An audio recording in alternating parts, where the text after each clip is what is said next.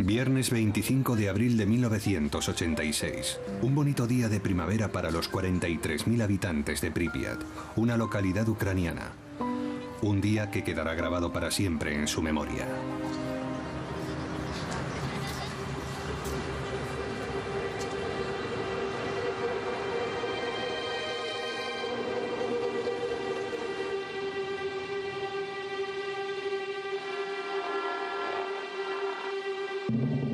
A 3 kilómetros de la ciudad se levanta la central nuclear Vladimir Ilich Lenin, a la que muchos vecinos van diariamente a trabajar.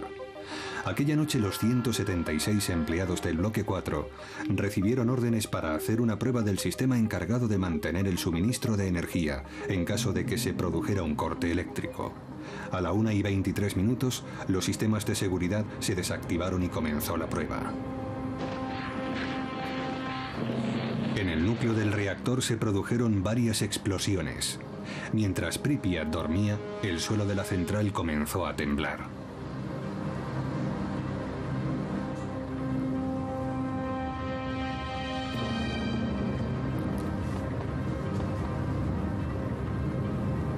Las 1.200 toneladas de la tapa del reactor saltaron por los aires. Una nube de vapor radiactivo con toneladas de uranio y grafito sale disparada a la atmósfera y alcanza rápidamente cientos de metros a la redonda. Por la brecha asoma una llamarada de partículas radiactivas que asciende miles de metros hacia el cielo.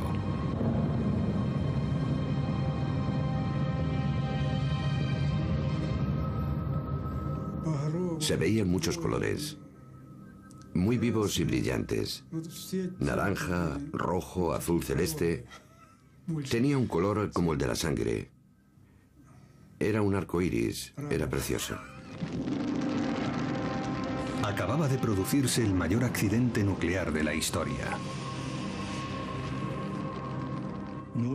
Ocurrió de madrugada, muy temprano por la mañana. Me llamaron alrededor de las 5 de la madrugada para decirme que se había producido un accidente en la planta nuclear de Chernóbil. Nadie estaba preparado para una situación así. Los primeros bomberos que acudieron a la central no llevaban equipos de protección especial. Vertieron toneladas de agua que de nada sirvieron contra ese extraño fuego que parecía imposible sofocar. 2 de ellos murieron esa misma noche y otros 28 más en los meses posteriores a la tragedia. Fueron las primeras víctimas de Chernóbil.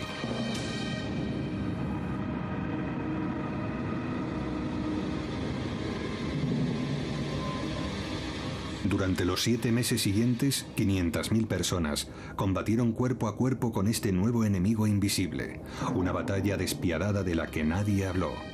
Miles de vidas que se sacrificaron y que la historia decidió olvidar, pero gracias a ellas se evitó lo peor. Una segunda explosión, 10 veces más potente que la de Hiroshima, que habría asolado media Europa. Tanto el gobierno soviético como los occidentales lo mantuvieron en secreto durante 20 años. La mayoría de estas imágenes son inéditas.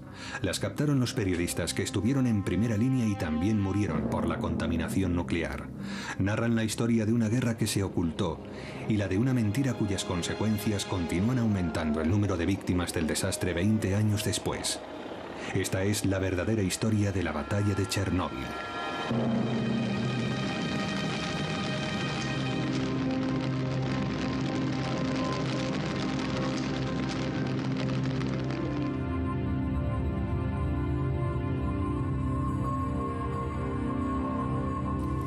A primera hora de la mañana, las nubes ya se habían contaminado con las columnas de gas generadas por la fusión, que habían alcanzado miles de metros de altura. Igor Kostin trabajaba como fotógrafo para la agencia Novosti. Aquella mañana, cuando un amigo que pilotaba helicópteros le ofreció llevarle a sobrevolar Chernóbil, lo único que sabía es que algo había ocurrido en la central durante la noche. Fueron los primeros en ver el enorme agujero. Mira la chimenea. Vamos a acercarnos al bloque. Ahí está, es el bloque 4 el que está destrozado. Mira. Graba eso. Ahí donde sale el humo. Cuando nos acercamos al bloque 4 y lo rodeamos, no teníamos ni idea del peligro que suponía. Al sobrevolar el bloque, Incluso abrí la ventanilla del helicóptero. Entonces no sabía el terrible error que estaba cometiendo.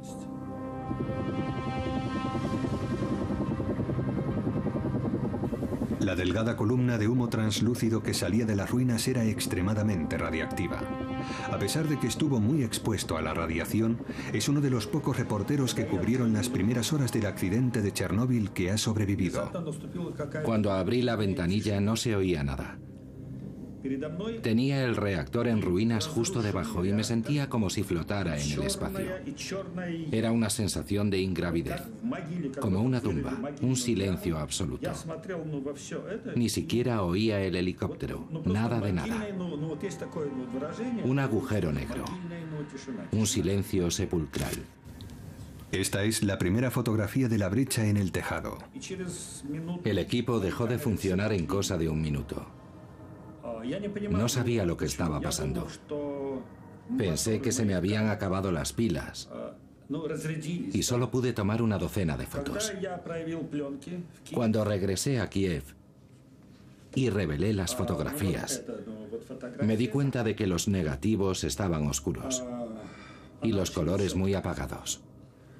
Todavía no lo sabía, pero era consecuencia de que las fotografías habían estado expuestas a la radiactividad.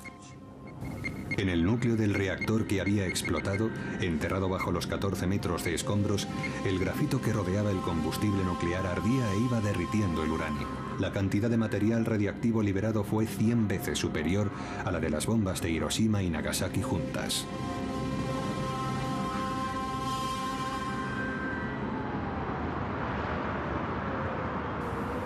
Ocho horas después de la explosión, Gorbachov tenía muy poca información sobre el incidente. Los primeros datos hablaban de accidente e incendio. Ni una palabra sobre ninguna explosión.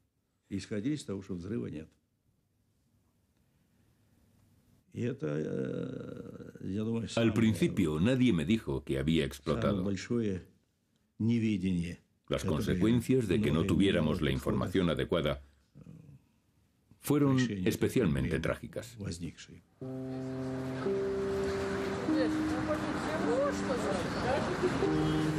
A 3 kilómetros de la central, los 43.000 habitantes de Pripyat no tenían noticias del desastre. La vida continuaba como siempre.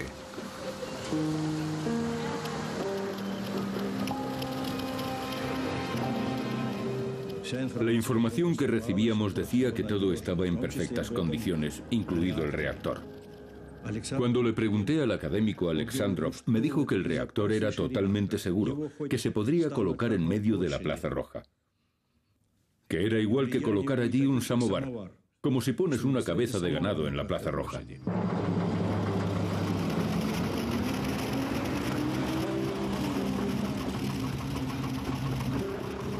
Ya empezaban a llegar a Pripyat rumores del incendio en la central y sobre algunas muertes, pero no había información oficial al respecto. Los fogonazos que se aprecian en estas imágenes se deben a los efectos de la radiación en la película. La gente en las calles ni se inmutaba ante la presencia de los soldados que recorrían la ciudad provistos de máscaras. El coronel Greveniuk estaba al frente de las tropas encargadas de controlar la situación. Notábamos un sabor metálico, como ácido. Dicen que la radiactividad no produce ningún sabor. Pero más adelante nos dimos cuenta de que esa sensación metálica era el sabor del yodo radiactivo. Mientras los niños seguían jugando en los parques, los hombres del coronel Greveniuk se encargaban de hacer las primeras mediciones de radiactividad en la ciudad. En aquellos tiempos, la unidad de medida que empleaba la URSS era el Roentgen. Los niveles atmosféricos normales eran de en torno a 12 millonésimas partes de un Roentgen. En Pripyat, a primeras horas de la tarde, las lecturas estaban 15.000 veces por encima de lo normal. Al anochecer, ya era 600.000 veces superior a lo normal. En el Boulevard Lenin registramos 200 miliroentgens y en el Boulevard Ucrania 250. Y esa misma noche ya llegamos a lecturas de 7 röntgens. Mis subordinados empezaron a preguntarse si las máquinas no estarían funcionando bien o si nos estarían mintiendo. No sabíamos que el reactor seguía ardiendo y que la radiación seguía extendiéndose. Este mapa está sellado en una bolsa porque todavía es radiactivo. Se cree que el ser humano puede absorber hasta 2 roentgens de radiación al año sin verse afectado. Pero para el organismo la contaminación es mortal si la exposición supera los 400 roentgens.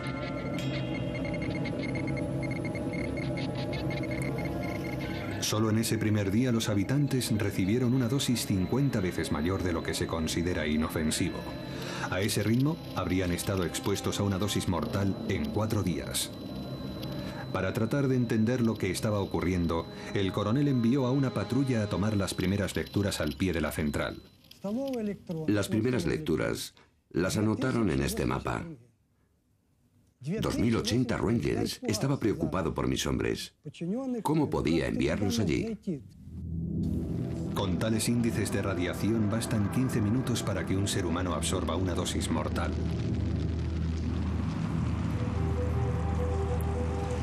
Las cifras conmocionaron a los expertos del Instituto de Investigación Nuclear.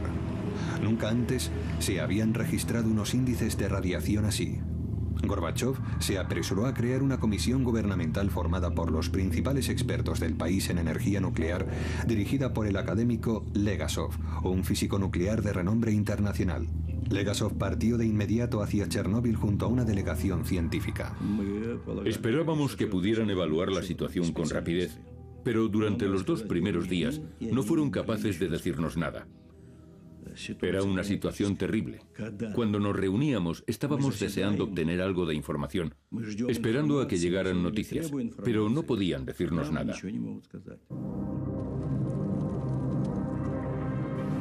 20 horas después de la explosión, los habitantes de Pripyat seguían sin recibir información. El nivel de radiactividad seguía aumentando. Deberían haberse quedado en sus casas con las ventanas y las puertas cerradas y haber tomado pastillas de yodo para contrarrestar los efectos de la radiación, pero no se les dijo nada al respecto. A la mañana siguiente, a pesar de la creciente tensión en la ciudad, la población seguía sin tener información sobre el accidente y sus consecuencias. En aquel entonces, Yulia Marchenko tenía 5 años. Vivía en Pripyat con su familia y su padre trabajaba en la central. Mis padres me llevaron a la guardería, como siempre. Todo era normal. Mi padre ya sabía que había habido un accidente, pero aún no se habían tomado precauciones de ningún tipo. 30 horas después de la explosión, por fin se empezaron a tomar medidas. Llegaron 2.700 autobuses a la ciudad. Los militares dieron órdenes de evacuar totalmente la ciudad antes de las 2 de la tarde, pero nadie les dijo cuánto tiempo estarían fuera de sus hogares. Recuerdo que los profesores de la guardería nos dieron pastillas de yodo. Los padres vinieron a recogernos a los colegios y las guarderías. Todo el mundo se daba prisa, pero no cundía el pánico. Pensábamos que solo estaríamos fuera algunos días.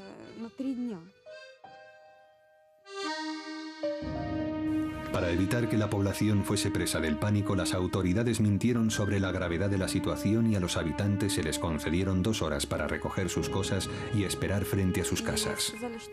Nos pidieron que nos subiéramos a los autobuses. Recuerdo perfectamente bien que tuve que escoger qué juguetes llevarme. Tenía muchas muñecas y quería llevármelas todas, pero no me dejaron. Ni siquiera cogimos ropa de abrigo. Tuvieron que dejar atrás todo lo que tenían, su vida entera, y no regresarían nunca.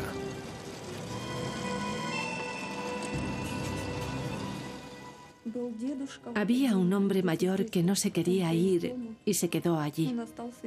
Unas semanas después, lo encontraron muerto. La gente no se creía que estuviera pasando nada.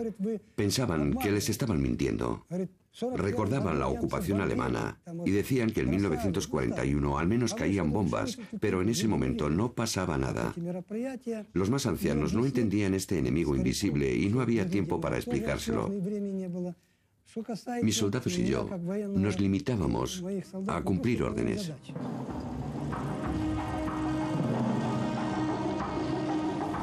En 3 horas y media se consiguió evacuar a las 43.000 personas de forma tranquila, pero no exenta de lágrimas.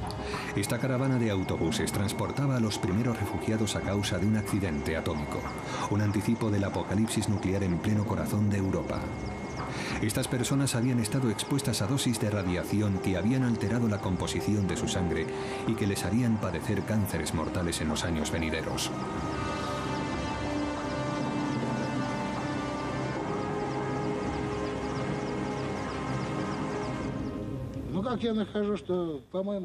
Esta ciudad tiene que sobrevivir. Es hermosa. La gente tiene que regresar. Un día de estos volverán. No puede ser de otra manera. Yo estaba en el estadio. Aquí tiene que haber niños. En la vida siempre hay riesgos.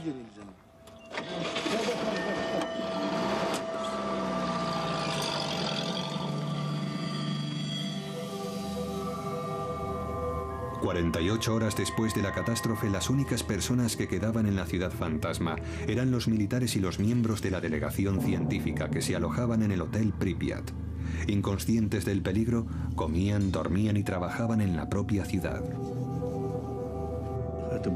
Eran expertos, especialistas, personas cabales.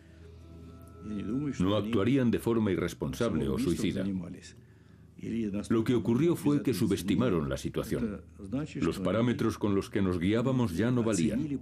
Se habían producido accidentes nucleares con anterioridad, tanto en nuestro país como en los Estados Unidos, pero la información se había mantenido en secreto y nunca había habido un accidente de esta magnitud. Incluso pensaron que el reactor podría volver a ponerse en funcionamiento en mayo o junio. Durante el 26 y el 27 de abril, las nubes con partículas radiactivas recorrieron más de 1000 kilómetros sobre el suelo ruso, llegando a Bielorrusia y las repúblicas bálticas. El 28 de abril llegaron a Suecia, donde se detectó el aumento de radiactividad cerca de una de sus centrales nucleares. Poco después, los informativos de la televisión comenzaron a alertar a la población. El polvo radiactivo procedente de Chernóbil caía sobre Estocolmo. Las autoridades enviaron un escuadrón de aviones de combate a hacer mediciones en la atmósfera. Los resultados eran claros. Los niveles de radiactividad indicaban que se había producido un accidente grave en algún lugar. ¿Pero dónde? 60 horas después de la catástrofe todavía no se había proporcionado información oficial. La ministra de Energía del gobierno sueco me llamó el lunes a mi despacho en Viena. Me dijo que habían detectado un aumento de la radiactividad cerca de la central nuclear de Forsmark, al este de Suecia, y habían llegado a la conclusión de que tenía que proceder de otro país. Lo que me preguntó es si sabíamos algo al respecto. Le dije que no teníamos información sobre nada así, pero que nos pondríamos en contacto con otros países. Hablamos con Polonia, donde había una central nuclear, por si había pasado algo allí. Y nos pusimos en contacto con los rusos, claro. ¿Qué había pasado? ¿Una explosión? ¿Una nube radiactiva? Se había detectado una gran contaminación y fue Suecia quien nos avisó a nosotros. 3 días después del accidente, mientras Gorbachov seguía intentando recabar información, los satélites estadounidenses y europeos se orientan hacia la Unión Soviética y descubren la central ucraniana en ruinas. Era como un libro abierto. La visión térmica muestra claramente el humo que seguía saliendo de la brecha abierta. En la tarde de ese lunes 28, recibimos un mensaje del señor Petrosian, el responsable de la Comisión Rusa de Energía Atómica, en el que nos informaba sobre el accidente. Y casi al mismo tiempo, los rusos hacían público el incidente. En el Politburó decidimos de inmediato que era imprescindible que nos hicieran llegar todos los datos a partir de entonces. Llamé al KGB y les pedí que hicieran un seguimiento de lo que estaba ocurriendo allí. y que nos tuvieran al tanto sobre todas las conversaciones que estuvieran manteniendo los científicos. Les pedí que me informaran a mí, personalmente. Gorbachov, que llevaba menos de un año en la presidencia, se dio cuenta de hasta qué punto el sistema de la Unión Soviética ya no funcionaba. Se había tardado más de 48 horas en obtener información precisa sobre el accidente. Por fin sabía lo que estaba ocurriendo, pero no se habían tomado medidas en el reactor, donde las 1.200 toneladas de magma blanco incandescente seguían ardiendo a más de 3.000 grados y arrojando polvo y gases radiactivos a la atmósfera. Europa estaba a merced del viento.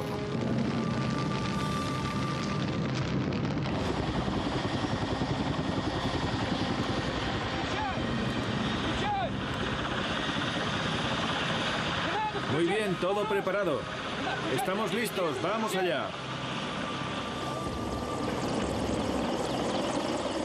Al tercer día, el general Antochkin y su flota de 80 helicópteros viajaron desde Moscú para contener el incendio.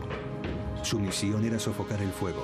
El general sobrevoló el reactor que había explotado a una altura de unos 200 metros. A causa del incendio, a esa altura el termómetro marcaba entre 120 y 180 grados centígrados. El dosímetro DP5 que utilizábamos para medir la radiación no hacía más que subir a 500 roentgens. La aguja se volvía loca. No podía medirlo. Creo que a 200 metros habría al menos 1000 roentgens. Incluso a esa altura, media hora de exposición habría sido mortal. Las fuertes corrientes de aire caliente radiactivo procedentes del reactor les impedían acercarse más, así que tuvieron que improvisar otra forma de cumplir su cometido. Fíjate en el humo. Tenemos que conseguir llegar ahí. Pero la temperatura todavía es demasiado alta. Tal vez podríamos usar nitrógeno. Necesitábamos hacer algo lo antes posible. Teníamos que apagar el fuego y sellar el reactor para poder acercarnos lo suficiente para empezar con el resto de las labores. También teníamos que cerrarlo bien para evitar que el polvo radiactivo siguiera extendiéndose. El viento lo estaba dispersando. Debíamos actuar con rapidez. El dispositivo se puso en marcha de inmediato. Algunos de los mejores pilotos regresaron del frente afgano para pilotar los helicópteros desde los que varios soldados sin equipos de protección lanzaban bolsas de 80 kilos sobre el fuego con las manos desnudas. Su propósito era sofocar el fuego llenando el reactor con toneladas de arena y ácido bórico que neutraliza la radiación. El primer día se hicieron 110 incursiones y el siguiente 300. Los niveles de radiación sobre el reactor superaban los 3.500 roentgens. Algunos de los pilotos hicieron más de 33 vuelos en un mismo día. En cada vuelo recibían unos 5 o 6 roentgens. Si iban despacio, incluso más. Después de haber arrojado 6, 7 u 8 bolsas, estaban empapados en sudor por el calor.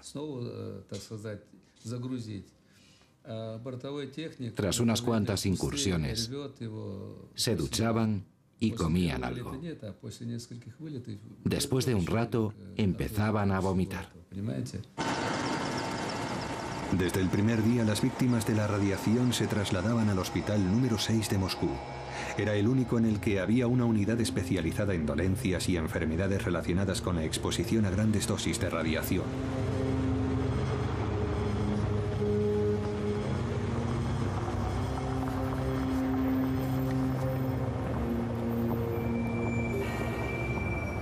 Los primeros síntomas de la radiación, vómitos, náuseas y diarrea, preceden a un periodo de latencia. Un tiempo después, aparecen síntomas más graves, como el deterioro de la médula ósea y unas terribles quemaduras que horadan la carne hasta el hueso.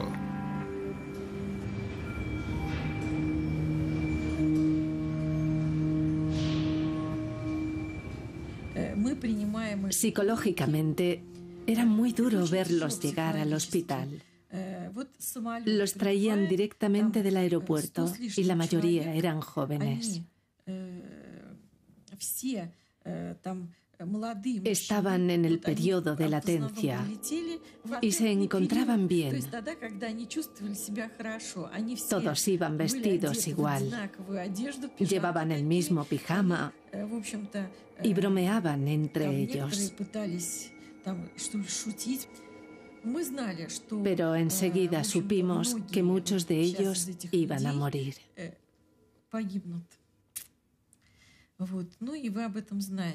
27 pacientes fallecieron enseguida. Todos habían recibido enormes dosis de radiación y tenían quemaduras potencialmente mortales. Durante 15 años, las autoridades solo reconocieron aquellas primeras víctimas.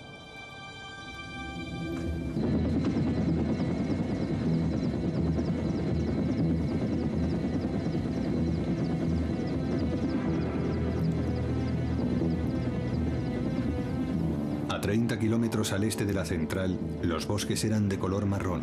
Los árboles se habían quemado a causa de la onda expansiva y radiactiva de la explosión. Pero el perímetro del desastre se extendía mucho más allá. Tras la explosión, las partículas radiactivas transportadas por las nubes cayeron con las lluvias. Esta contaminación, que se iba formando en manchas aisladas, afectó a Ucrania, Bielorrusia y Rusia. En mayo, y se contaminaron también algunas zonas de Kiev, como se puede apreciar en este mapa, creado a partir de las lecturas que tomaron los hombres al mando del coronel Greveniuk. Las zonas más gravemente contaminadas aparecen en naranja, rodeadas por zonas en las que el nivel de radiación era normal. Pero a la población se le ocultó la información deliberadamente. Una única noticia en la parte inferior de la página 3 del Pravda restaba importancia al accidente y decía que el peligro había pasado.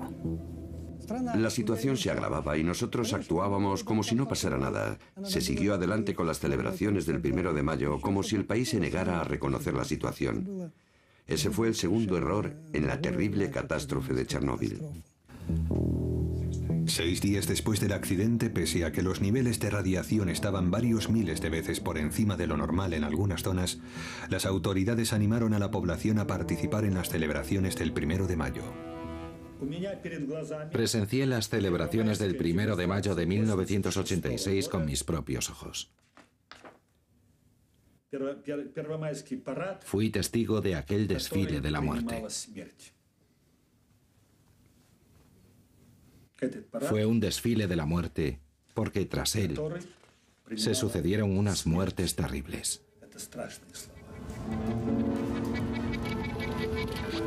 Las autoridades lo reconocieron de forma indirecta.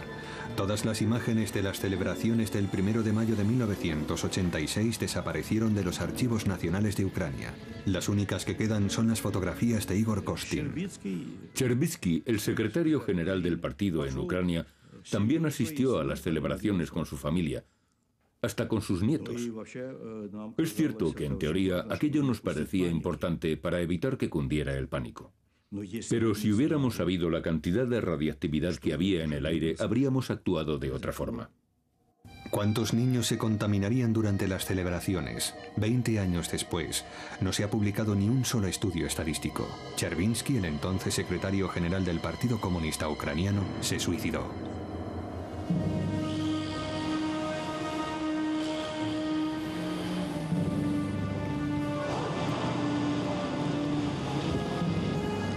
El éxodo continuaba una semana después de la explosión.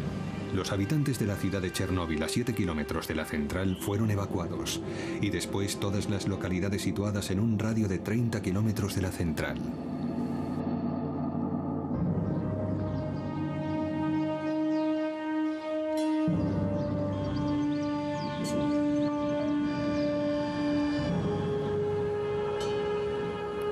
Se trasladó a 130.000 personas, muchas de ellas ya contaminadas.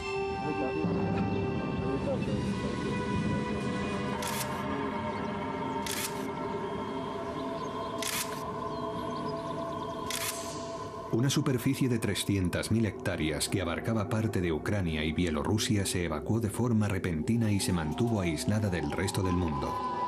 Una extensa región cuyos habitantes quedaron desarraigados, una cultura entera despojada de su tierra, todo un mundo erradicado en unos pocos días a causa de un enemigo invisible.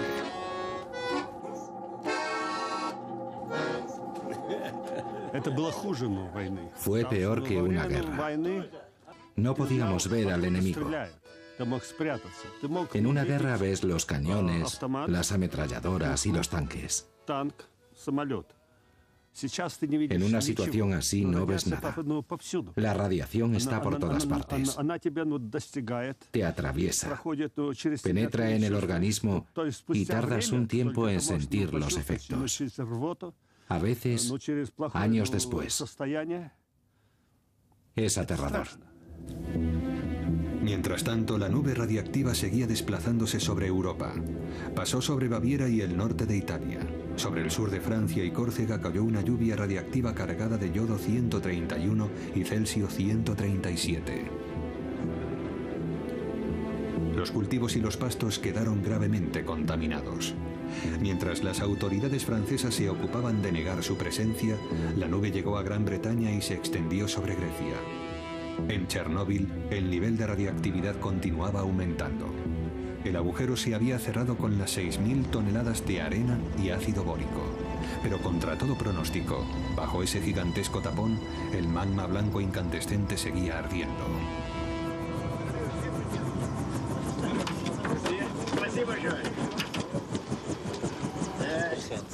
10 días después de la catástrofe, Gorbachov invitó personalmente a Hans Blix, director del importantísimo Organismo Internacional de Energía Atómica, a visitar el lugar del accidente. Fue el primer experto y el primer occidental que visitó Chernóbil. Acaba de sobrevolar el reactor en ruinas. ¿Cuáles son sus impresiones? Hemos visto la central desde el aire y hemos comprobado que sigue saliendo humo del reactor en el que se produjo el accidente. Se habló mucho de la posibilidad de que se produjera otra explosión. Recuerdo que cuando estábamos en Moscú, un amigo, un pariente de uno de los expertos que me acompañaban, le llamó y le dijo que habían oído rumores de que podría explotar otro reactor.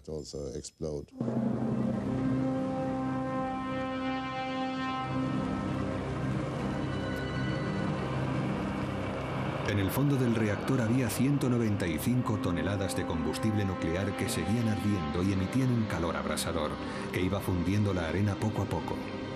En la superficie del tapón empezaban a aparecer unas grietas muy inquietantes.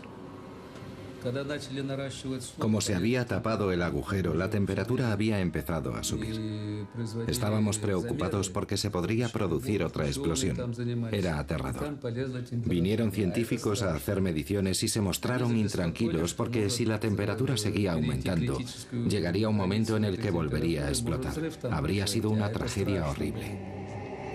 Con el calor, el bloque de cemento situado bajo la masa incandescente corría el riesgo de resquebrajarse. El magma empezara a filtrarse. El agua con la que trataron de apagar el fuego había quedado embalsada debajo de ese bloque de cemento. Si el magma radiactivo entrara en contacto con el agua, se desencadenaría una explosión aún más devastadora que la primera. Se convocó a los mayores expertos del país. Vasily Nesterenko estaba trabajando para tratar de mejorar los misiles nucleares intercontinentales de la Unión Soviética.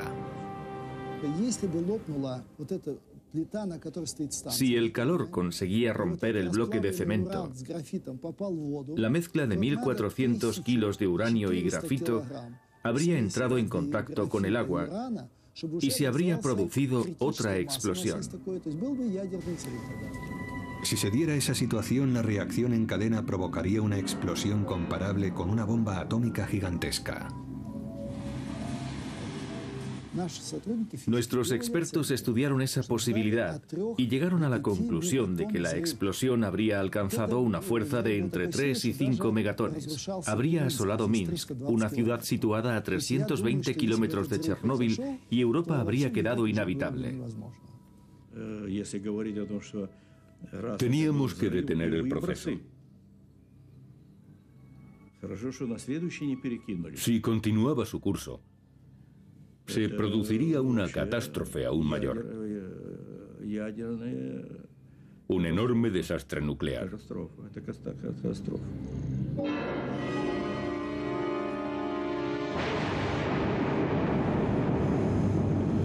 Esta segunda explosión habría ido acompañada de una devastadora onda expansiva que habría aumentado los niveles de radiactividad y se habría cobrado miles de vidas en cuestión de horas.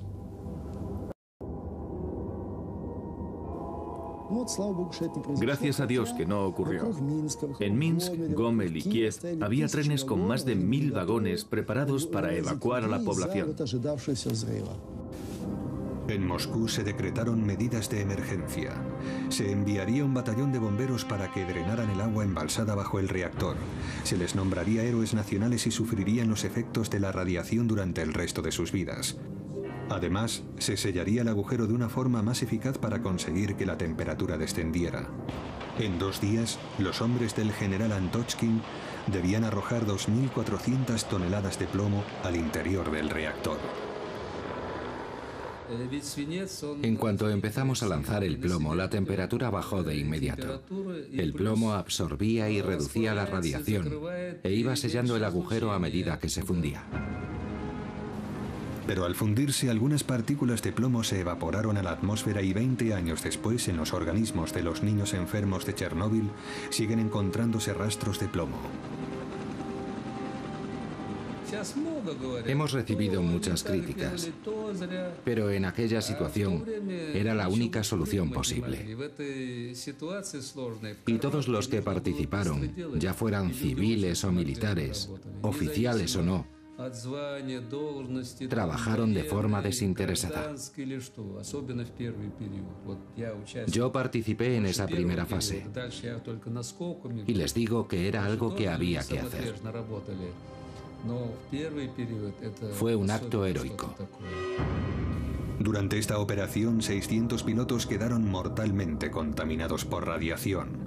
Pero su trabajo solo consiguió que se ganaran algunos días. Habían cubierto el fuego, pero no lo habían apagado. Soplar el reactor en helicópteros no bastaba. Tenían que acercarse más, entrar en el agujero del reactor. ¿Pero cómo?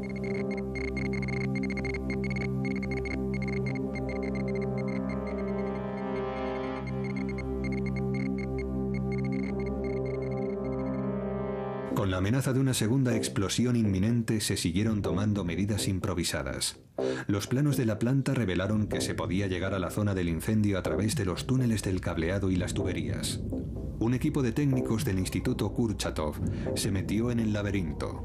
Les resultaba difícil avanzar, puesto que algunos de los túneles se habían derrumbado en la explosión.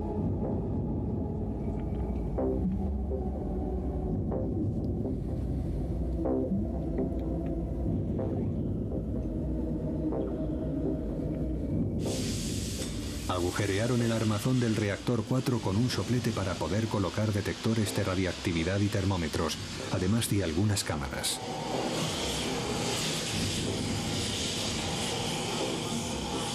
El resultado fue aterrador. Los niveles de radiación eran astronómicos y se confirmaban los peores temores. El magma había quebrado el bloque de cemento y se había filtrado al siguiente nivel, e incluso podría seguir descendiendo.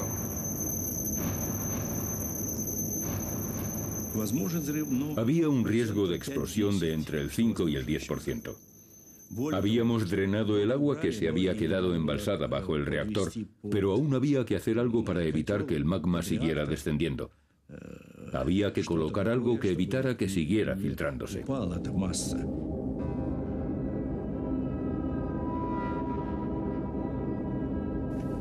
No había nada que impidiera que el magma se siguiera filtrando en el subsuelo arenoso. Además, debajo del reactor había un acuífero subterráneo que se utilizaba para abastecer de agua todo el país. Lo que más nos preocupaba era que la masa se hundiese hasta alcanzar las aguas subterráneas, porque entonces se contaminarían los ríos, el Pripyat, el Dnieper y hasta la ciudad de Kiev. Y después el Mar Negro.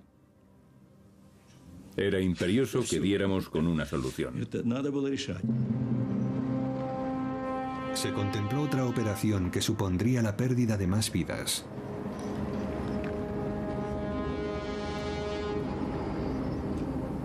El 12 de 1986, los mineros de Tula, una localidad a 100 kilómetros de Chernóbil, recibieron una visita del Kremlin, el subsecretario de la industria minera. El subsecretario nos habló del accidente de Chernóbil. Dijo que necesitaba mineros de nuestra región, de la cuenca de Moscú. Nos dio 24 horas para coger lo que necesitáramos y al día siguiente cogimos un autobús en la plaza para ir al aeropuerto de Moscú. El 13 de mayo ya estábamos trabajando en Chernóbil.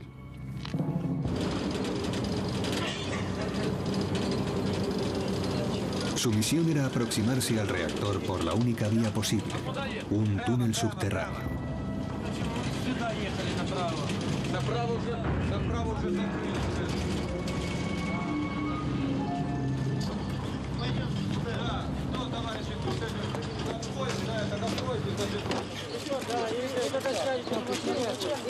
¿Dónde tenemos que ir? Ahí enfrente, justo enfrente. Hay que reunirse en el punto de mando en 5 minutos. Pero ahí a la derecha está cortado. Nuestra misión era excavar un túnel de 150 metros desde el bloque 3 al bloque 4. El túnel medía 30 metros de largo. Luego teníamos que construir una cámara de 30 metros de largo por 30 de ancho, en la que se iba a colocar un dispositivo de refrigeración que enfriase el reactor. Para reducir su exposición a la radiación todo lo posible, los mineros tenían que llegar a 12 metros de profundidad antes de iniciar el camino hacia el reactor incendiado. Allí construirían una cámara de 2 metros de altura y 30 metros de ancho, en la que se instalaría un complejo sistema de refrigeración con nitrógeno líquido.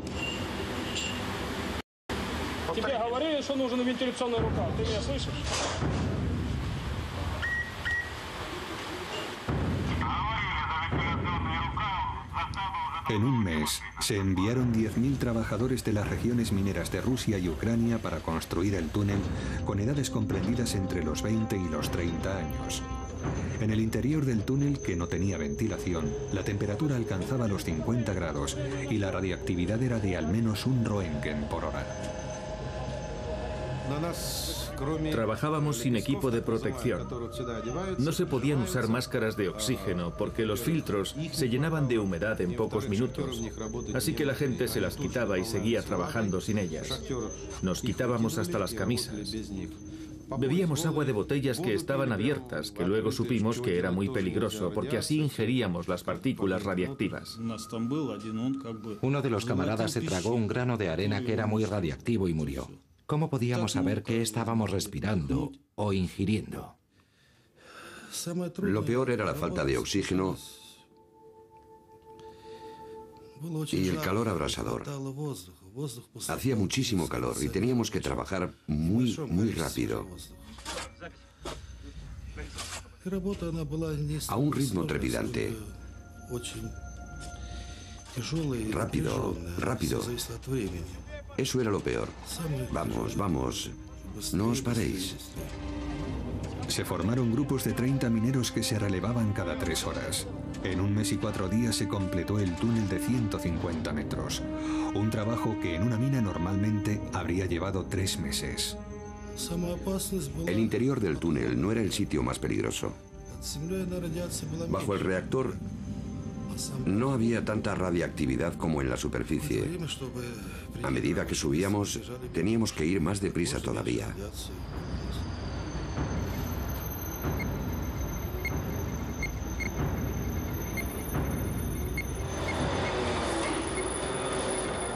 La radiactividad a la salida del túnel era 300 veces mayor. A los mineros nunca se les informó del verdadero peligro que corrían mientras realizaban el trabajo.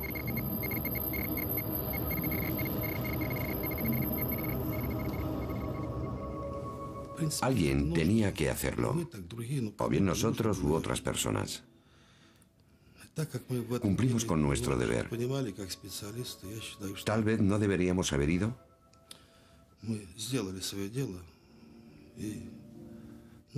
Ya es demasiado tarde para valorarlo. No lamento haberlo hecho.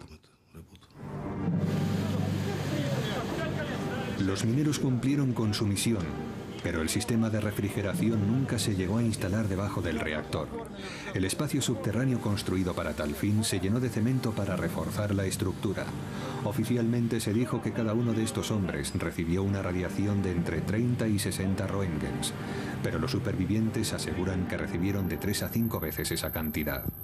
Una cuarta parte de esos hombres murió a una edad media de 40 años, 2.500 vidas sacrificadas que no aparecen en ninguna estadística.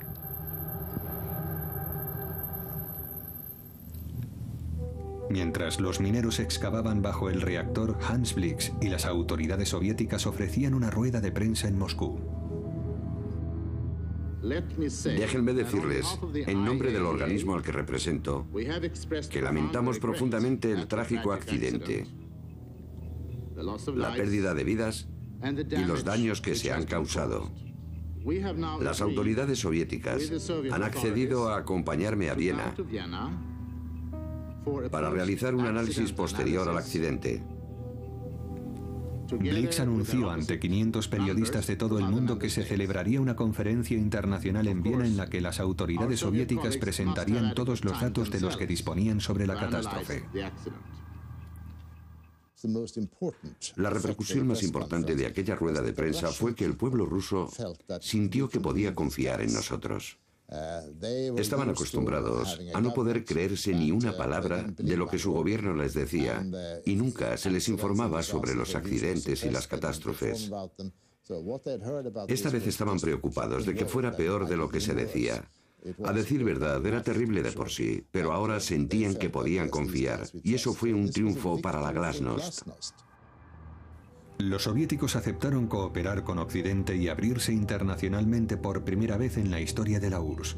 Fue una victoria política para Gorbachov, que sin duda la necesitaba, porque en Chernóbil, aunque el fuego parecía estar bajo control, las ruinas del reactor y las toneladas de escombros altamente radiactivos estaban expuestos a los elementos.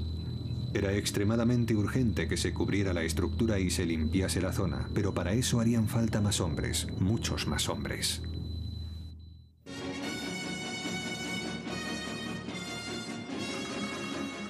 Buenas noches, camaradas. Por fin, a los 18 días del desastre, Gorbachov se dirigió al pueblo soviético. ¿Sois conscientes de la catástrofe que ha ocurrido en nuestro país recientemente? El accidente de la central nuclear de Chernóbil ha estremecido al pueblo soviético y ha hecho saltar las alarmas en todo el mundo. Es la primera vez que nos enfrentamos a un peligro así. La energía nuclear ha escapado de nuestro control.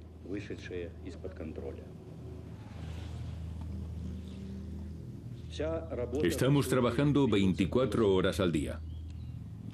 Hemos puesto en marcha todas las fuerzas económicas, técnicas y científicas del país.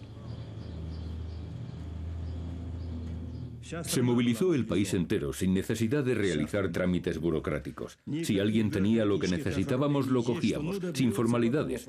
Ya nos preocuparíamos por los costes después. Había que utilizar lo que teníamos. Era una situación límite. El general Nikolai Tarakhanov estuvo al frente de las tropas de tierra. En un año pasaron por Chernóbil un centenar de miles de soldados y oficiales, todos reservistas. Fueron convocados por las autoridades superiores de sus ciudades y enviados al frente.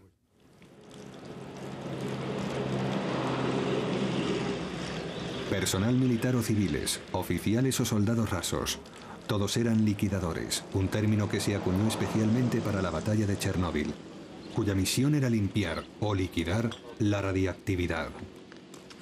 Los primeros días estábamos preocupados y llevábamos las máscaras puestas todo el tiempo. En unos días nos olvidamos de ellas y no nos las poníamos ni para trabajar. Nos habituamos rápido y acabamos sintiéndonos como en casa. Bromeamos y trabajamos contentos, pero no venden vodka en ningún sitio. En Moscú se rumorea que a los liquidadores de Chernóbil nos dan vodka gratis. Le dije a mi mujer que nos daban 150 mililitros con cada comida y ella me dijo, ¿pero se puede saber qué estáis haciendo ahí? Igor Kostin era uno de los 5 reporteros de guerra autorizados por el Kremlin para cubrir la batalla. Algo sin precedentes en un país que siempre lo había ocultado todo. 3 de sus colegas murieron. No se hacían distinciones. Daba igual que fueras ministro, general o soldado. Nadie decía, soy general, es una orden. Todos hacían honestamente lo que podían. Y así fue como la operación apodada La liquidación de las consecuencias del accidente de Chernóbil se puso en funcionamiento. Por Chernóbil pasaron 100.000 soldados y 400.000 civiles, trabajadores, ingenieros, enfermeros y médicos procedentes de todas las repúblicas soviéticas. La Unión Soviética estaba librando su última gran batalla. Llegaron 500.000 personas. Las tropas enviadas a Chernóbil eran más numerosas que las de Napoleón. Y todo nuestro ejército se contaminó.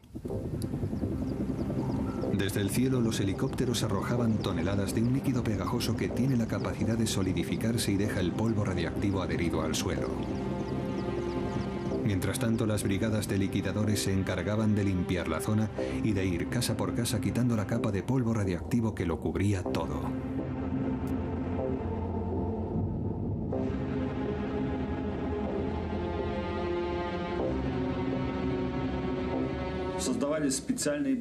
Se formaron escuadrones especiales de caza, que patrullaban el campo y los bosques con escopetas y mataban a los perros y a los gatos que encontraban.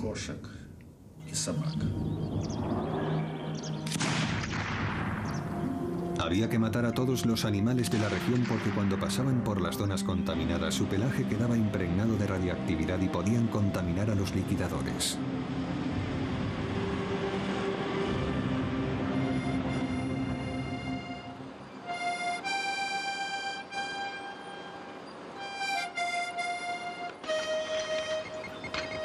Las últimas ciudades que seguían habitadas se evacuaron. Las casas se demolieron una por una y los escombros se enterraron.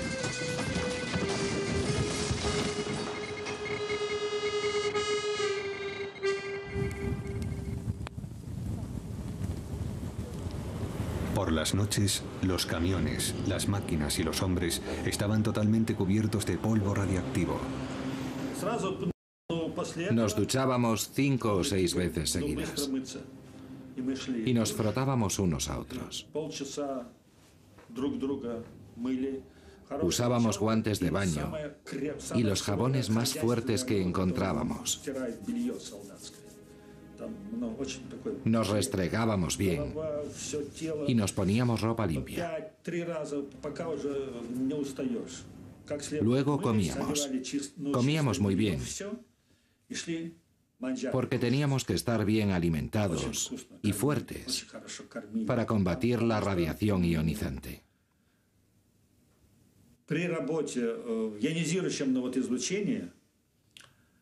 Ese tipo de radiación busca los puntos débiles del organismo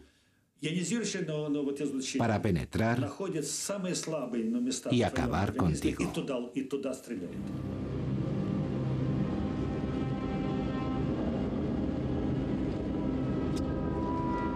En torno a la central se inició una operación de gran envergadura, 7 días a la semana, sin días libres.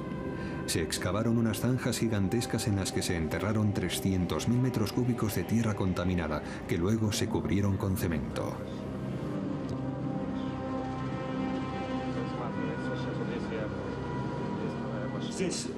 Esta zona, alrededor del reactor 4, es donde se realizaron las operaciones más peligrosas.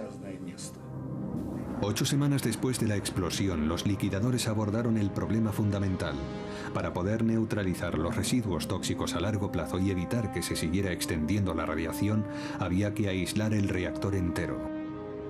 Lev Bocharov fue uno de los ingenieros que diseñó la colosal estructura con la que se cubriría el reactor 4, un sarcófago de acero y hormigón de 170 metros de largo y 66 de alto.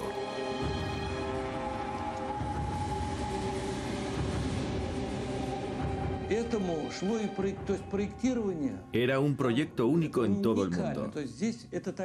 Nadie había construido una estructura así en una zona tan radiactiva.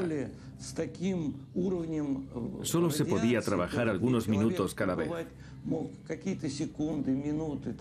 Nunca se había hecho algo así. Era un reto monumental. Erigir una estructura de tales dimensiones en un lugar en el que los trabajadores solo podían estar algunos minutos o segundos cada vez. De nuevo, una situación completamente nueva para la que los liquidadores debían improvisar otra vez y con la que se volverían a poner en riesgo más vidas.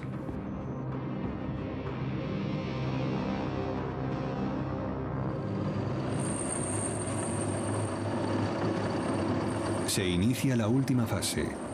La radiactividad era tan alta en este sector que solo se podían enviar máquinas dirigidas por control remoto. Pero primero alguien tenía que llevar las máquinas hasta allí.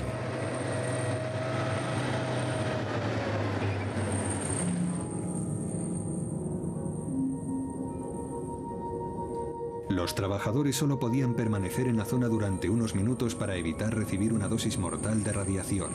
Los conductores dejaban las máquinas a 20 metros de distancia del reactor destruido y volvían corriendo a refugiarse a un camión blindado con plomo que cerraba la comitiva. A cada segundo sus vidas peligraban cada vez más.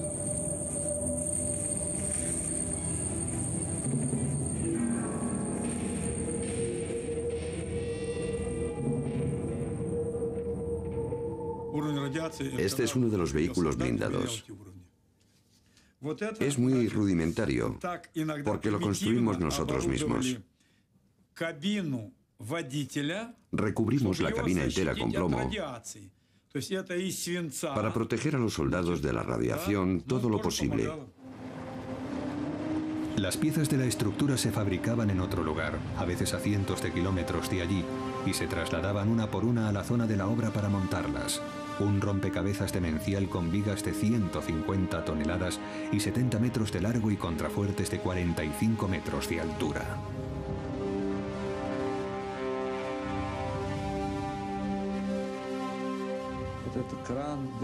Esta es una grúa Demag 4000.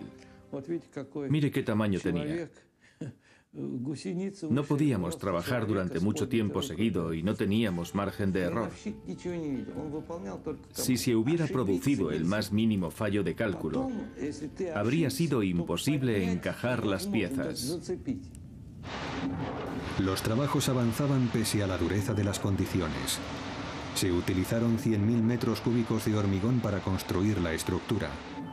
Pero surgió otro problema que hizo parar las obras. El tejado de la central estaba cubierto de trozos de grafito altamente contaminados. Mira este trozo que ha caído aquí. Es un problema.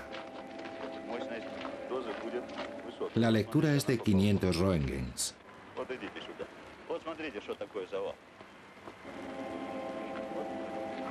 Y aquí de 1000. Vámonos, ya es suficiente. Tenemos que salir de aquí ya. Vámonos, deprisa.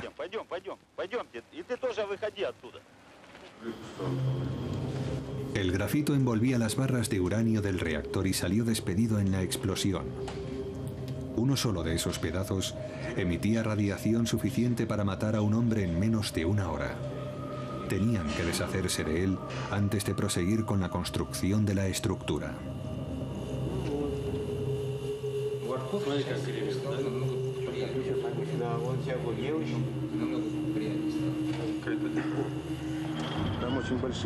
La radiación es muy alta, no lo podemos hacer manualmente. Hay que utilizar robots.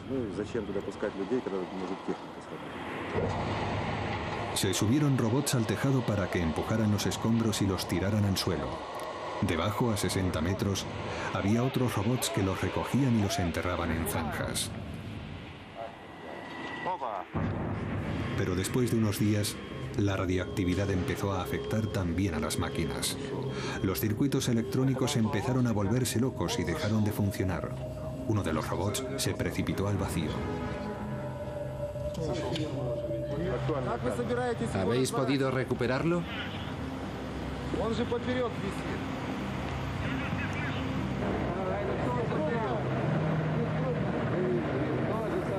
Las máquinas robotizadas ya no eran una buena idea para seguir trabajando en el tejado, así que se decidió enviar hombres, soldados rusos que fueron bautizados como biorobots, que se encargaran de la tarea. Este batallón de jóvenes reservistas se prepara para subir al tejado del reactor 3 por primera vez. Tienen entre 20 y 30 años, y todos ellos son reservistas a los que se ha llamado a filas para la batalla más mortífera y peligrosa de Chernóbil. Ningún ser humano había trabajado antes en una zona tan radiactiva. El general Nikolai Tarakanov estaba al mando de las operaciones. Fue él quien ideó la misión y supervisó personalmente cada detalle, hasta los trajes de plomo cosidos a mano que cada uno de los soldados tuvo que confeccionar la noche anterior.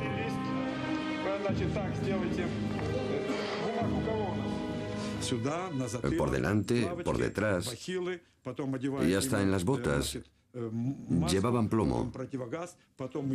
También iban equipados con un casco y una máscara que les protegía de los rayos beta y un delantal especial. En las manos llevaban una doble capa de protección. El uniforme completo pesaba entre 26 y 30 kilos. ¿Os habéis hecho las pruebas médicas? Sí.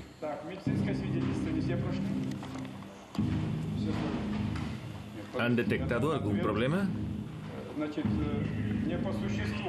Vale. Pues entonces todo está listo.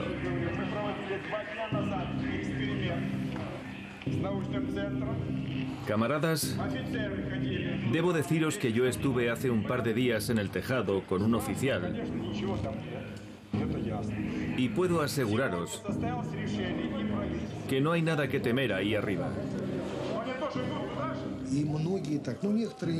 Obviamente, algunos no querían ir, pero los obligaron porque eran reservistas y no podían negarse. Yo no lo dudé ni un momento. Era mi deber.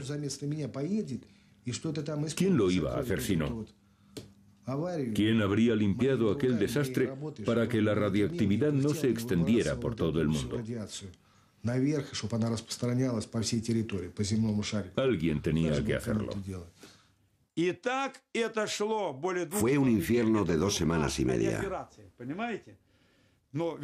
pero que solo duraba 2 o 3 minutos para cada soldado. A veces solo 40 segundos. Si el nivel de radiación era muy alto, calculábamos cuidadosamente el tiempo para salvar todas las vidas que se pudiera. Cuando sonaba la sirena, un grupo de 8 soldados y un oficial se apresuraban a entrar en el tejado con una misión muy sencilla: recoger los escombros radiactivos con la mayor rapidez posible y tirarlos por el tejado.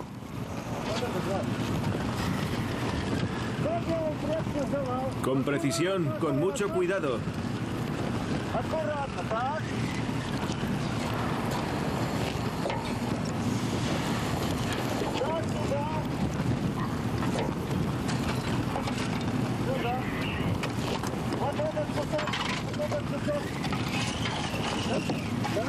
Según los cálculos del general Tarakanov, el nivel de radiactividad estaba en torno a los 7000 roentgens por hora, con lo que solo podían pasar 45 segundos en el tejado. El tiempo justo para arrojar 2 paladas de residuos cada vez. Éramos como hormigas. En cuanto unos estaban terminando su tarea, otros ya estaban preparados para relevarlos. Todos hicimos nuestro trabajo, por pequeño que fuese. Y así fue como todos juntos luchamos contra la radioactividad. Durante 10 días, los grupos de biorobots se fueron relevando en el tejado cada 10 minutos. Según las autoridades militares, en la limpieza participaron 3.500 personas. Algunos, como Igor Kostin y Konstantin Fedotov, subieron al tejado 5 veces.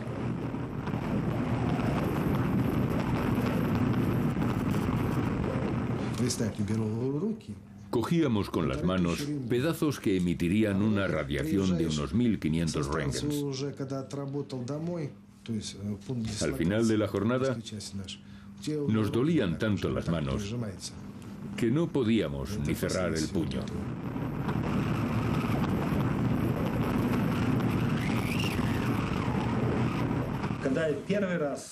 La primera vez que subí al tejado, tuve una sensación mística. Como si estuviera en otro planeta. Todo estaba cubierto de combustible radiactivo. Me temblaban las manos.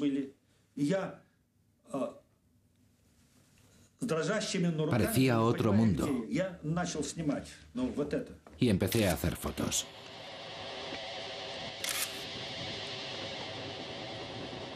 Si nos fijamos detenidamente, se aprecia la radiación en la imagen. Yo estaba sujetando la cámara así y la radiación ascendía desde el suelo.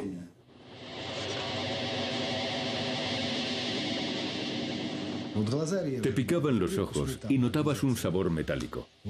Esas eran las dos sensaciones que se tenían. Y cuando empezabas a sentirlas sabías que habías excedido la dosis. No sentías los dientes. Y la boca te sabía a plomo. Si hacías así, no oías nada. Lo tenías todo cubierto de plomo. Incluso ahora, 20 años después, sigo notando el sabor del plomo en la boca.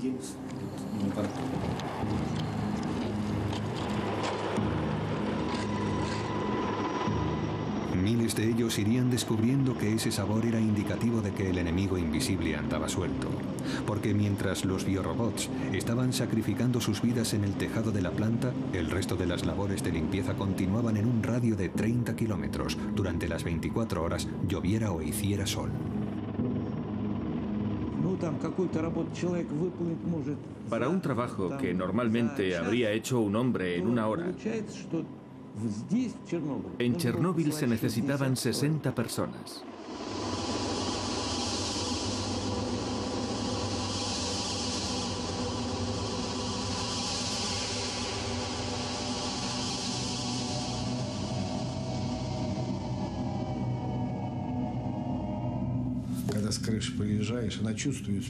Cuando bajábamos del tejado, era como si nos hubieran chupado la sangre. Estábamos muy débiles, no podíamos ni movernos. A algunos les sangraba la nariz. Los bomberos que estaban allí los mandaban directamente al hospital. Si nos desmayábamos, nos mandaban a casa, pero nosotros queríamos aguantar.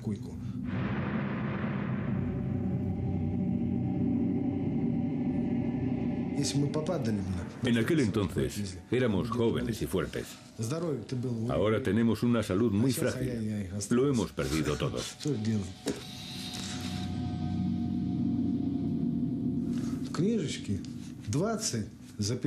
En mi historial médico consta que recibí una radiación de 20,5 röntgens. Pero la dosis que recibimos fue varias veces superior a eso. Lo sabemos perfectamente.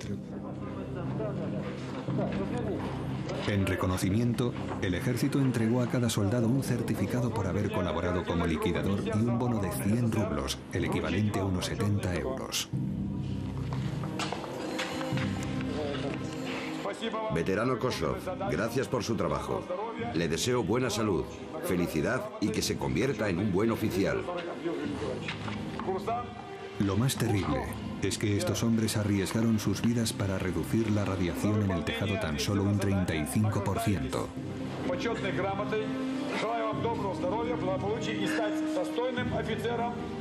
Cuando enviaron a esas personas al tejado, nadie sabía la radiactividad que había allí. Ahora sabemos que era de entre 10.000 y 12.000 röntgens por hora. Con ese nivel nunca se debería haber enviado a nadie.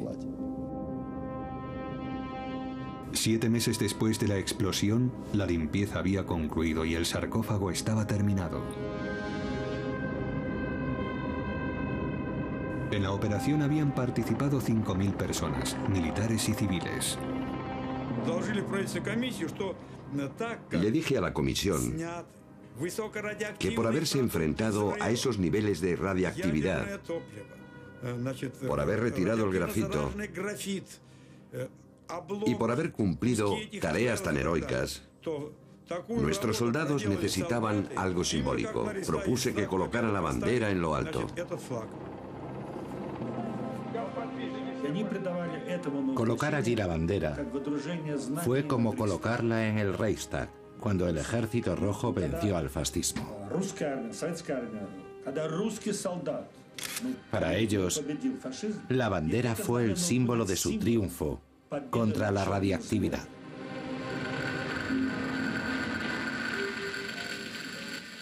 Cada equipo de liquidadores celebró el final de la operación a su manera. Bocharov y sus hombres grabaron sus nombres en la placa metálica que remataba el sarcófago.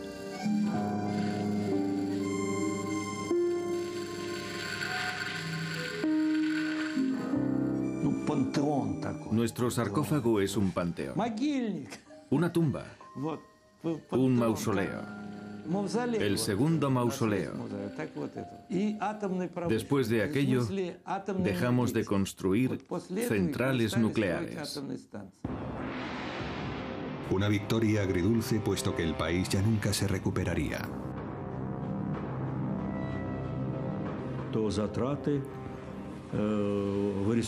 Costó 18 billones de rublos. En aquel momento el rublo equivalía a $1. 18 billones. Es astronómico. Y si tenemos en cuenta que poco después el precio del petróleo se desplomó, es fácil imaginar los problemas que atravesaron el país y la perestroika. Las primeras nevadas cuajaban sobre la central de Chernóbil. Para las autoridades, eso era prueba de que el sarcófago era hermético, al menos para 30 años, o eso calculaban. Los liquidadores habían regresado a sus hogares y los reactores 1, 2 y 3 se habían vuelto a poner en marcha. La primera batalla de Chernóbil se había ganado y había marcado el principio del fin de la URSS, pero para muchos también supuso el comienzo de una guerra que 20 años después aún no ha terminado.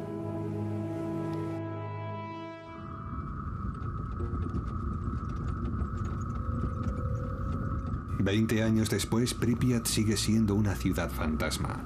Acompañada por Igor Kostin, Yulia quería ver el piso en el que vivía con su familia hasta el fatídico día de su evacuación. Al contrario de lo que se les había dicho, ninguno de los antiguos habitantes había regresado a la ciudad para volver a ocupar los edificios desiertos.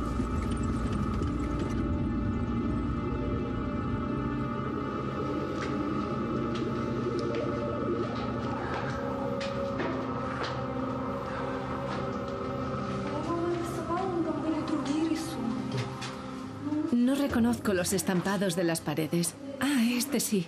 Me acuerdo de este. ¿Este? Sí. Pues ponte ahí y te hago una foto con él.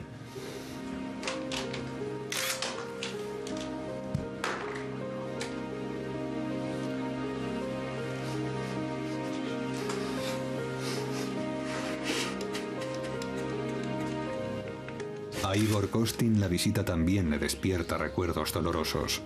En los 7 meses que estuvo cubriendo la batalla, estuvo muy expuesto a la radiación. Desde entonces, pasa más de 2 meses al año hospitalizado. Tienes que recuperar fuerzas para mañana. Este viaje te va a ayudar.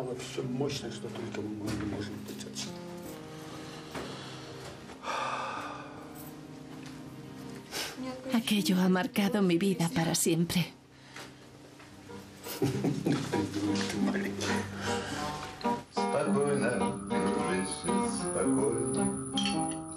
Para los cientos de miles de refugiados a causa de la fuga atómica y para los cientos de miles de veteranos que combatieron en la batalla de Chernóbil, la lucha contra el enemigo invisible no ha terminado. Todos siguen sufriendo los efectos de la radiactividad a la que estuvieron expuestos. En los meses posteriores a la catástrofe, los liquidadores desbordaron los hospitales de todo el país. 20 años después, quienes han sobrevivido siguen visitando con frecuencia la unidad especializada del hospital número 6. Todos son víctimas de lo que los especialistas han denominado el síndrome de Chernóbil.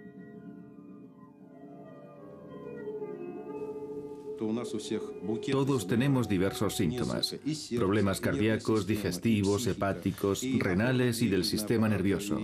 Nuestros organismos quedaron muy afectados por los cambios metabólicos que nos causó la radiación y la exposición química. Cuando los liquidadores regresaron a sus hogares, estaban exhaustos y fueron incapaces de volver a su vida cotidiana. 20 años después, quienes han sobrevivido han quedado inválidos y no pueden trabajar. Y las autoridades parecen hacer caso omiso a su situación, además de recortarles el subsidio social. Los veteranos de la guerra de Afganistán aún están vivos, mientras nosotros nos consumimos lentamente. He escrito un poema acerca de esta situación. La tristeza, la nostalgia y la angustia me invaden como si una bala penetrara en la sien. Nada se detiene. La madre reza en silencio y ruega a Dios que le perdone la vida a su hijo.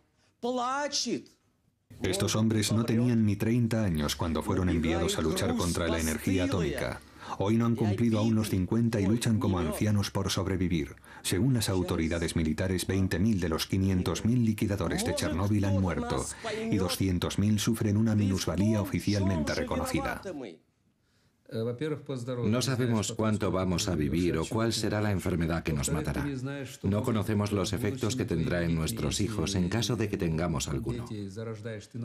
Lo que sabemos es que ese enemigo invisible nos destruye por dentro como si tuviéramos un gusano devorándonos. Para nosotros, la guerra continúa. Y poco a poco nos vamos esfumando de este mundo. Sin embargo, durante estas 2 décadas, solo se han atribuido oficialmente 59 muertes al desastre de Chernóbil. No se ha realizado ni un solo estudio de los 130.000 refugiados de la zona y no se han elaborado estadísticas sobre el estado de salud de los 500.000 liquidadores.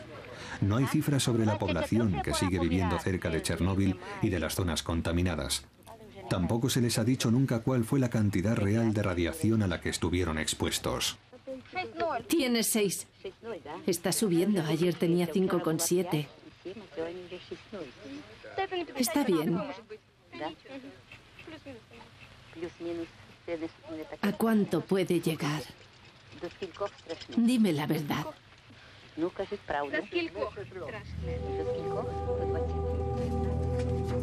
En 1991, tras la disolución de la Unión Soviética, una diputada del Soviet Supremo descubrió que las verdaderas consecuencias del desastre de Chernóbil se habían estado ocultando de forma sistemática. Aprovechando la anarquía que reinaba en el país, pudo hacerse con una copia de un documento secreto de 600 páginas, un informe para el Comité Central escrito mientras se libraba la batalla de Chernóbil.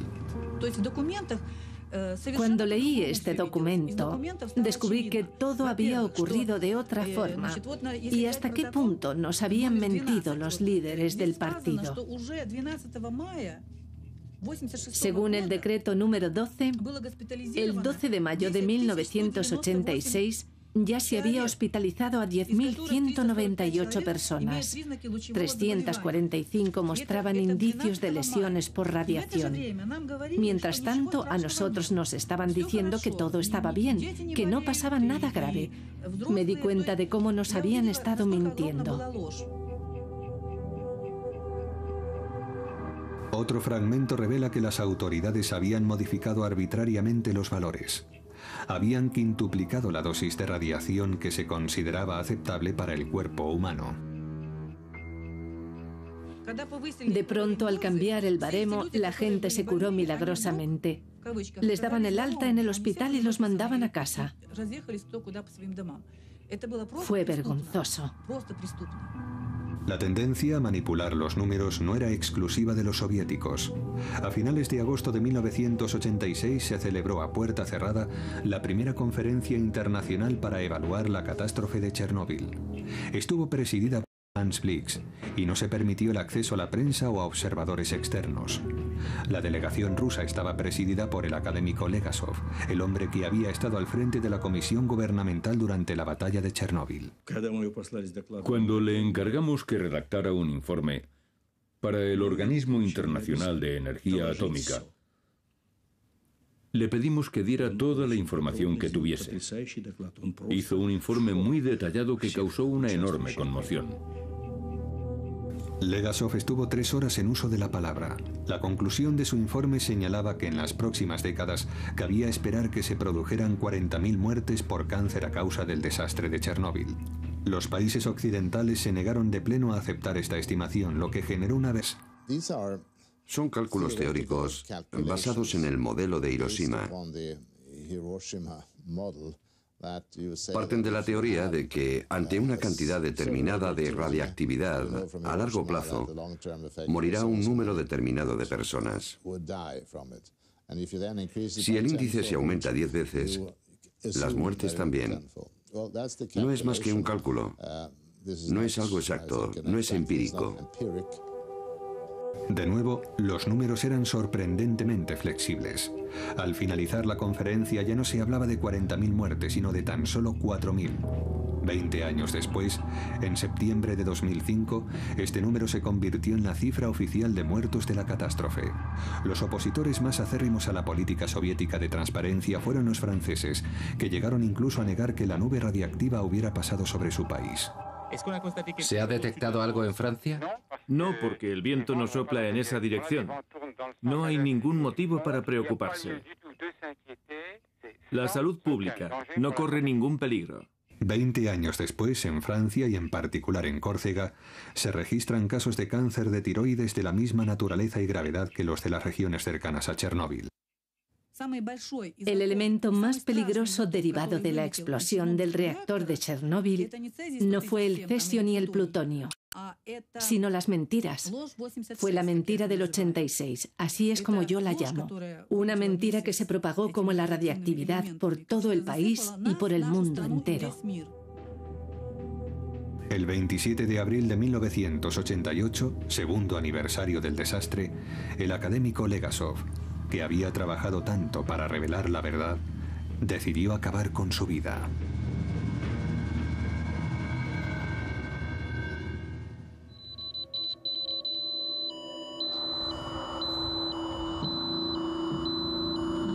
Actualmente, como perfectas metáforas de la mentira institucionalizada, las partículas radiactivas que se esparcieron con la explosión del reactor siguen envenenando la Tierra.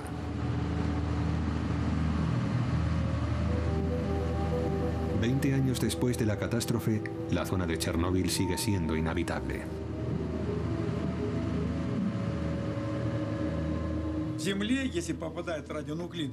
En 5 años, los radionucleidos penetran 5 centímetros en el suelo contaminado.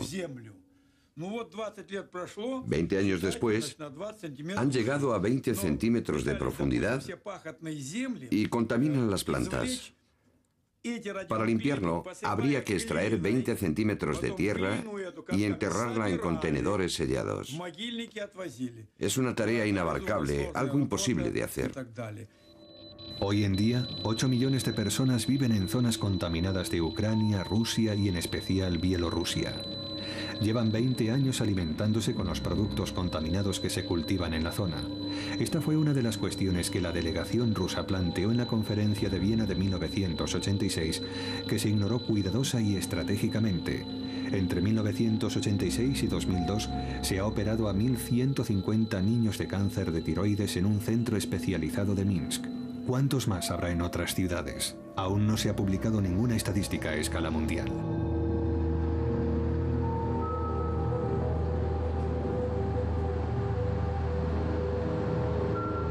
Yuri Vandayevsky es un médico que ha estado estudiando las enfermedades de las poblaciones de las zonas contaminadas desde la catástrofe. Cuando publicó sus hallazgos en 1996, fue detenido y condenado de inmediato. Lo sentenciaron oficialmente por un delito de corrupción y pasó 5 años en la cárcel. En noviembre de 2005 seguía bajo arresto domiciliario. Esto es lo que ocurre si la madre se contamina con cesio durante el embarazo.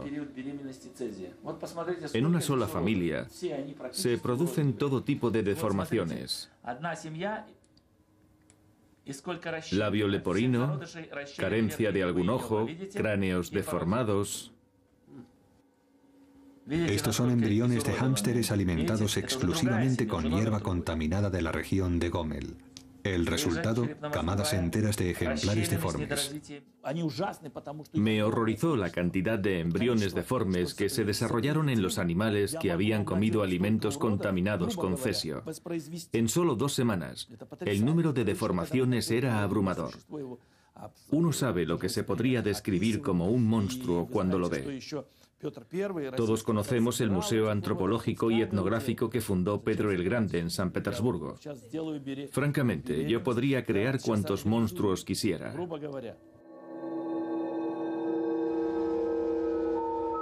No se ha realizado ningún estudio oficial sobre las mutaciones genéticas derivadas del accidente de Chernóbil, pese a los cientos de casos y los miles de abortos que se produjeron en los meses posteriores a la catástrofe. Hay muchos niños que sufren las mismas deformaciones que los hámsteres de Bandayevsky.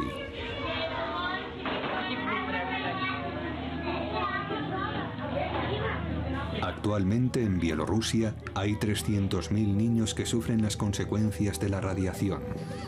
Algunas ONG, como la Cruz Verde Internacional fundada por Gorbachov tras dejar el gobierno en 1991, han abierto centros de asistencia sanitaria y apoyo a las víctimas de Chernóbil. También organizan campamentos terapéuticos para enseñar a las nuevas generaciones de las zonas contaminadas cómo convivir con la radiactividad. Por ejemplo, enseñándoles a comprobar cuál es el grado de contaminación de los alimentos.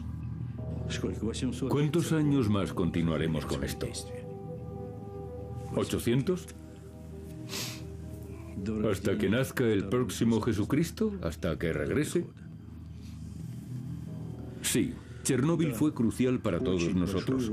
Debemos seguir investigando y no escatimar recursos, fortalecer la cooperación internacional y crear centros internacionales de investigación científica para hallar nuevas fuentes de energía que sean más seguras. Eso es lo más importante. No le deseo a nadie, ni a mis amigos ni a mis enemigos, que pasen por algo así. Nadie merece vivir lo que nosotros vivimos en Chernóbil. Somos seres humanos y nadie merece experimentar algo así.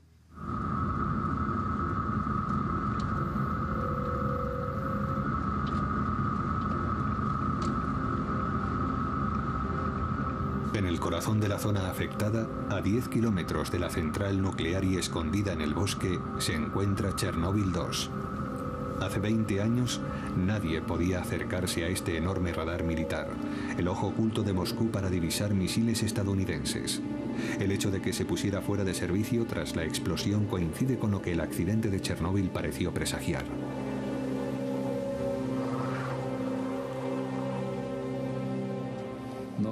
El uso de armas es algo terrible y las armas nucleares son aún peores. En el accidente de Chernóbil solo intervino un reactor.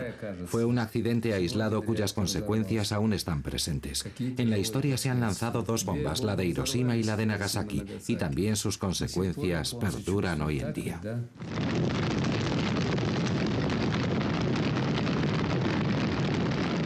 Chernóbil nos demostró la verdadera magnitud de las consecuencias de que la energía nuclear esté en manos del ser humano. Calculamos que nuestro misil más potente, el SS-18, la cabeza nuclear que más temían los Estados Unidos, tendría el efecto de 100 Chernóbil. Y disponíamos de 2.700 misiles así. Eran los misiles destinados a los estadounidenses. 2.700. Imaginen el grado de destrucción. Probablemente el señor Gorbachov tenía razón al decir que Chernóbil fue la mejor muestra de lo que podía ocurrir si la radiactividad entraba en acción. Y en ese sentido, defendió claramente que las armas nucleares se debían retirar por completo. Un año y medio después del accidente de Chernóbil, Mikhail Gorbachev hizo retirar todas las cabezas nucleares soviéticas situadas a un radio de entre 500 y 5.000 kilómetros de Europa. 10 años después, el mundo entero, a excepción de la India, ratificaba el Tratado de Prohibición Completa de los Ensayos Nucleares. Chernóbil marcó el comienzo del desarme de los mayores rivales nucleares del mundo, un hecho sin precedentes en 6.000 años. Chernóbil convenció a todo el mundo. Los soviéticos y los estadounidenses nos dimos cuenta de una vez por todas de la magnitud de los volcanes atómicos que nuestros países tenían preparados. Era algo que no solo afectaba a nuestros dos países, sino a todo el mundo, al mundo entero. 20 años después, el desastre de Chernóbil y las lecciones que se aprendieron con él parecen estar cayendo en el olvido. Mientras tanto, bajo el envejecido sarcófago del reactor número 4, el veneno sigue siendo igual de mortífero. En 2001, los 3 reactores de Chernóbil se cerraron definitivamente. Pero 20 años después de la explosión, un dosímetro sigue registrando lecturas astronómicas junto al sarcófago.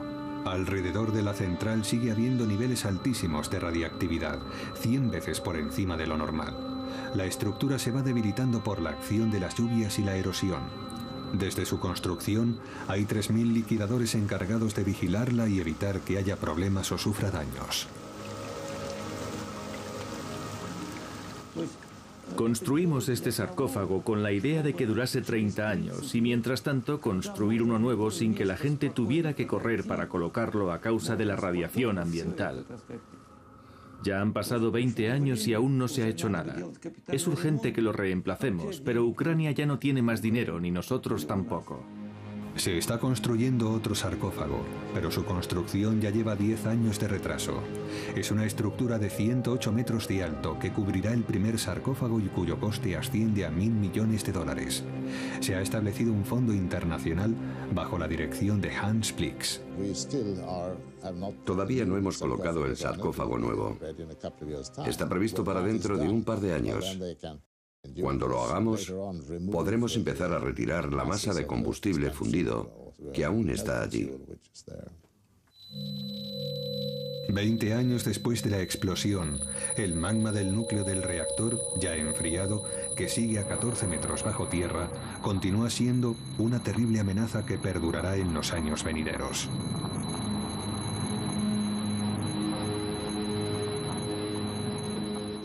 Rezo a Dios para que el sarcófago no se derrumbe. Eso sería lo peor que podría ocurrir, porque en su interior hay 100 kilos de plutonio. 1 microgramo es la dosis mortal para el ser humano, lo que significa que hay plutonio suficiente para envenenar a 100 millones de personas. La vida media del plutonio, es decir, el tiempo necesario para que la mitad del plutonio desaparezca, son 245.000 años. Es una partícula que podemos considerar eterna. Hay zonas en las que nunca volverá a haber vida.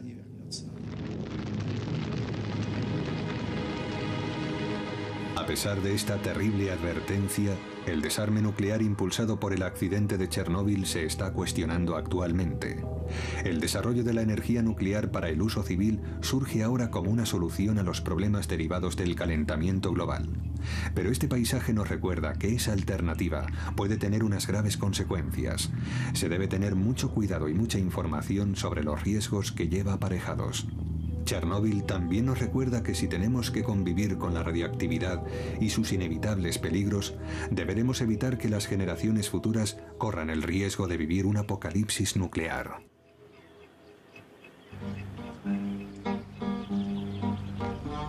Спокойно, дружище, спокойно. У нас еще все впереди. Пусть шпилем ночной колокольный беда ковыряет груди, не путает конец и кончину, рассветы, как прежде.